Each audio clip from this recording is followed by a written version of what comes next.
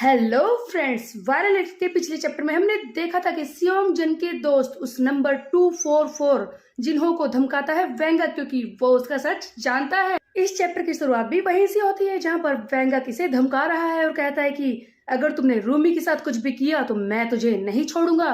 तुझे पता है मैंने तुझे कैसे पहचाना? वैसे तो तूने अपनी आवाज को बहुत ही ज्यादा बदल लिया है, लेकिन फिर भी जब तू भाग रहा था तो तेरी सांसों की आवाज से मैं तुझे पहचान गया था। और हाँ, ये तेरे कॉलीफ्लावर ईयर्स, इन्हें देखकर तो कोई भी बता सकता है कि तू कौन है। अचानक से ये सब सुनकर जिन्हो हैरान रह जाता है कि ये क्या कह रहा है, इसने मुझे पहचान लिया। तभी हम देखते हैं वेंगक आगे कहता है कि मैं जानता हूँ कि तू कौन है। तेरे ये सारे टैटूज फेक हैं और तेरे ये पर्सोना जो तूने दुनिया के सामने बनाया हुआ है वो भी झूठा है। मैं ये बात अच्छी तरह से जानता हूँ, लेकिन जब मैं एक्सजी कंपनी में स्योंगजन के साथ काम कर रहा था तब भी तुम दोनों के बीच में जो रिश्ता था वो बहुत ही वियर्ड मुझे लगता था। तो क्या सचमुच वो तेरा बॉस ही है या फिर तुम दोनों के बीच में कोई और रिश्ता भी है? तभी हम देखते हैं यहाँ पर जिन्हों कहता है कि वेंगक, तुम्हें ये सब जानने की जरूरत नहीं है, that's none of your business. तब आगे जिन्हों कहता है कि वैसे तो तू पहले से ही काफी कुछ जानता है, लेकिन ये जो तू कह रहा है इस बारे में तुझे जानने की कोई जरूरत नहीं है। यहाँ पर कुछ चीजें ऐसी होती हैं जिन्हें ग्रोन अप सी जाने तो अच्छा ही रहता है। तेरे कंसर्न के लिए मैं तुझे समझा रहा हूँ कि इससे आगे मत बढ़ना। तभी हम देखते हैं वेंगक किसे बीच में रोकता है और कहता है कि मैं तुझे ये भी बता सकता हूँ कि तू क्या काम करता है, किस तरह का बिजनेस तू रन कर रहा है, मैं अच्छी तरह से जानता हूँ।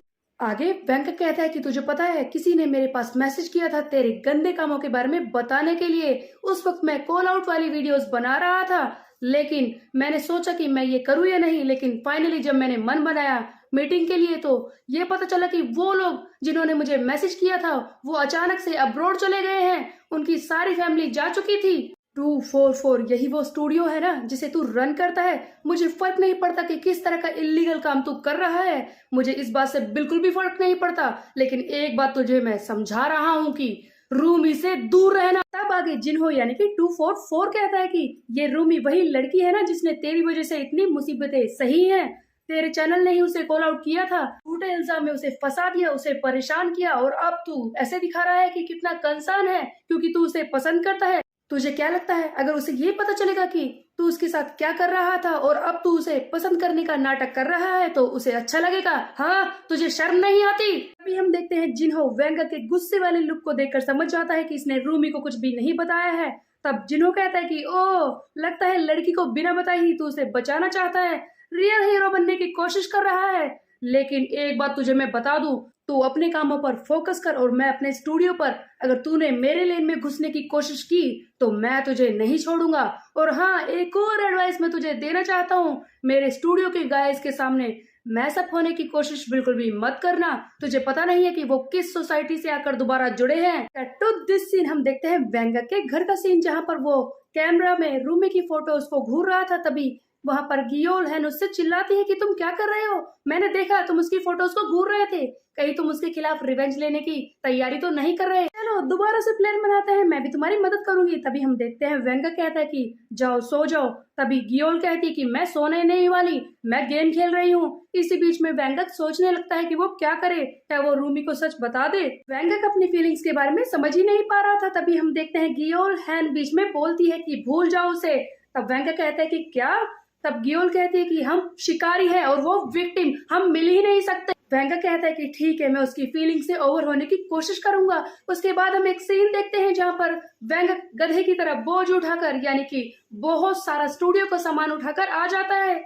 ये सारे काम इसी से कराते हैं। अब शूटिंग शुरू होने वाली थी, ये रूमी का नेक्स्ट शूट था। इसी बीच में हम देखते हैं वो कैमरामैन जिसे हमने पिछले चैप्टर में भी देखा था, डोंग सियोक, उससे कोई कहता है कि शूटिंग शुरू होने वाली है तो क्यों ना हम वेंगक को घर भेज दे। तभी डोंग सियोक कहता है कि नहीं वेंगक, तुम इधर आओ। वैसे ये बताओ कि काफी वक्त हो गया ना तुम्हें मेरे साथ काम करते हुए। अच्छा, इसीलिए तो तुम मुझे पसंद हो क्योंकि तुम यहाँ पर हर एक बात मानते हो मेरी। आगे डोंग सियोक कहता है कि तुम्हें पता है जो लोग प्रिजन से होकर आते हैं उनके साथ मेरे लिए काम करना बहुत ही आसान होता है। वैसे भी तुम्हारे क्रिमिनल रिकॉर्ड की वजह से तुम्हें कोई भी नौकरी तो नहीं देने वाला था और तुम्हें मेरे पास ही आना पड़ा, और ये हमारी किस्मत भी कह सकते हैं हम। तभी आगे डोंग सियोक कहता है कि अगर तुम रियल पैसे कमाना चाहते हो तो बताओ मुझे। तभी वेंगक कहता है कि क्या, कैसे? तब डोंग सियोक कहता है कि मैं तुम्हें कुछ ऐसा बताने वाला हूँ जो मैं हर किसी को नहीं बताता, और हाँ, इस बार तुम सचमुच बहुत सारे पैसे कमा सकते हो कि तुम प्रिजन से होकर आ गए हो, तो तुम्हें ये पता ही होगा कि दुनिया कितनी ज्यादा घटिया हो सकती है। और हाँ, यहाँ पर एक और तरीका है जिससे कि हम पैसे कमा सकते हैं। अगर तुमने मेरे लिए सही से काम किया तो मैं तुम्हें एक जॉब के बदले में, एक काम के बदले में 10 मिलियन वॉन दूंगा। क्या कहा? 10 मिलियन वॉन? आगे वेंगा कहता है कि क्या मैं जान सकता हूँ कि आप किस तरह के वर्क के बारे में बात कर रहे हैं जो इतने सारे पैसे मिलेंगे? तब डोंग सेओक कहता है कि तुम्हें इस बात से क्या मतलब है? वैसे भी तुम्हें अपने बहन के लिए बहुत सारे पैसे चाहिए, है ना? सही कहा ना मैंने? तभी यहाँ पर बीच में आ जाती है रूमी और हाय कहती है सभी से, हाय एवरीवन, आज मेरी शूट है ना, तो बताइए मुझे क्या करना है। डोंग सेओक रूमी को तैयार होने के लिए कहता है, इसीलिए वो मेकअप रूम में चली जाती है। तभी हम देखते हैं वेंगक हैरान हो जाता है और कहता है कि मुझे तो पता ही नहीं था कि आज रूमी का सूट है। और तभी हम देखते हैं डोंग सेओक एक आउटफिट निकाल कर देता है और कहता है कि जाओ इसे रूमी को दे दो, जिसे देखकर तो वेंगक को और भी बड़ा शौक लगता है। ड्रेस को देखकर वेंगक डोंग सेओक से पूछता है कि क्या रूमी तैयार हो गई इसे पहनने के लिए? तब डोंग सेओक कहता है कि नहीं, उसे तो कुछ भी पता नहीं है, हम तो उसे ये पहना ही देंगे। और हाँ, अगर मैं तुम्हें पहले से ही सब कुछ बता देता तो ये एक अच्छी सी एक्स रेटेड फिल्म कैसे बनती। तो यहाँ पर ये घटिया फिल्में यानी कि अडल्ट फिल्मों की ही बात कर रहे थे। ये सुनते ही तो वेंगक को और भी बड़ा शौक लगता है, जिसे देखकर डोंग सेओक कहता है कि लगता है मैंने तुम्हें बिना चेतावनी के बहुत ही बड़ा शौक दे दिया। लेकिन मैं तुम्हें बता दूं कि जब मुझे पहली बार इसके बारे में पता चला था तो मुझे भी तुम्हारी तरह ही शौक लगा था,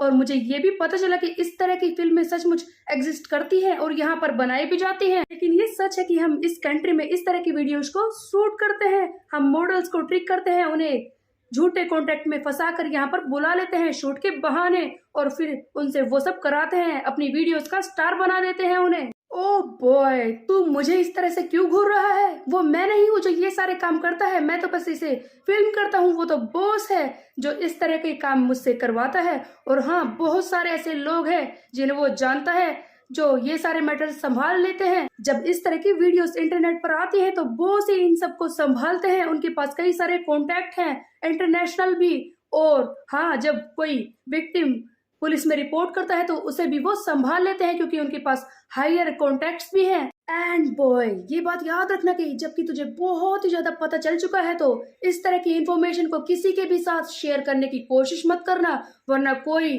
मेक श्योर करेगा कि तू इस अर्थ से ही गायब हो जाए। चिंता मत कर, वैसे ये शुरुआत में थोड़ा सा डिस्गस्टिंग तो लगता है, लेकिन बाद में तुझे आदत पड़ जाएगी, तू भी ये कर पाएगा। और जा ये आउटफिट दे दे उस लड़की को। वेंगक तो रूमी के पास चला जाता है वो आउटफिट देने के लिए। उसके बाद हम देखते हैं डोंग सेओक एक जगह पर बैठकर प्रॉप्स को चेक करने लगता है। तभी इसके टीममेट्स इसके बारे में बात करने लगते हैं कि डोंग सेओक बेचारा, वो तो ये काम करना ही नहीं चाहता, लेकिन असलियत तो कुछ और ही थी। ये डोंग सेओक तो मन में बहुत ही ज्यादा घटिया बातें सोच रहा था और बहुत ही ज्यादा गिरा हुआ इंसान भी है। इसी बीच में वेंगक बाहर आकर खड़ा हो जाता है। तब सभी उससे पूछने लगते हैं कि क्या उसने आउटफिट ले ली, क्या वो पहन रही है, क्या हुआ बता तो सही, क्या वो आर्ग्यू कर रही है। तभी वेंगक कहता है कि बॉस, ये सही नहीं है। हम देखते हैं एक फ्लैशबैक सीन जहां पर ये वेंगक गया था रूमी के पास, जहां पर उसने अपना फोन और अपना ईयरफोन उसे दे दिया और कहा कि इसमें मेरा सबसे फेवरेट सॉन्ग बज रहा है, जिसे तुम्हें अपने कानों में लगाकर इन ईयरफोन्स को उसे 10 बार सुनना होगा। वेंगक ने रूमी को सच नहीं बताया, वो गाना सुनने लगती है। तभी वेंगक आ जाता है बाहर और हम देखते हैं यहाँ पर फाइट सीन का माहौल क्रिएट हो जाता है। वेंगक इन सारे गैंगस्टर के सामने खड़ा हो जाता है और कहता है कि बाहर बहुत ही नॉइस होने वाली है रूमी। डोंग सेओक वेंगक पर चिल्लाता है कि ये तू क्या कर रहा है। तभी हम देखते हैं वेंगक कहता है कि मैंने उसके बारे में भूलने की बहुत ही कोशिश की, लेकिन जितना मैं उसके बारे में भूलने की कोशिश कर रहा था मैं उससे प्यार करने लगा। तभी हम देखते हैं आगे ये डोंग सेओक कहता है कि लगता है तू मेरे साथ मैसअप होने की कोशिश कर रहा है, तुझे पता है कौन हूं मैं। तब वेंगक कहता है कि तू एक घटिया सा गैंगस्टर है और कुछ नहीं। दोनों के बीच में लड़ाई का माहौल क्रिएट हो चुका है। अब वेंगक आगे क्या करेगा? डोंग सेओक गुस्से में कहता है कि तुझे पता है मैं कौन हूँ, अगर बॉस को पता चल गया तो वो तुझे नहीं छोड़ेंगे। मैं तुझ पर फेवर कर रहा हूँ, जा यहाँ से, हमें अपना काम करने दे। मैं ये बातें नहीं बताऊंगा उन्हें और मैं भूल भी जाऊंगा जो तूने मेरे साथ किया है। तो मेरे सामने लड़ने के लिए खड़ा हो गया है, मैं ये बात भी भूल जाऊंगा। तभी हम देखते हैं वेंगक कहता है कि मैं यहाँ से नहीं जाने वाला। वैसे भी गाना शुरू हो गया है। मन में वेंगक सोच रहा था कि इस बार मैं वो नहीं करूंगा, इस बार भी मैं बचाऊंगा उन लोगों को जिनसे मैं प्यार करता हूँ, मैं रूमी को बचा कर ही रहूंगा। क्योंकि मुझे अपने चाहने वालों को बचाने का कोई भी रिग्रेट नहीं है। वेंगक तो लड़ने को तैयार है। अब आगे क्या होगा, let's find out in next chapter. तब तक के लिए मेरे चैनल को सब्सक्राइब कर ले, बेल के आइकन को कर दे प्रेस। फिर मिलते हैं, बाय बाय।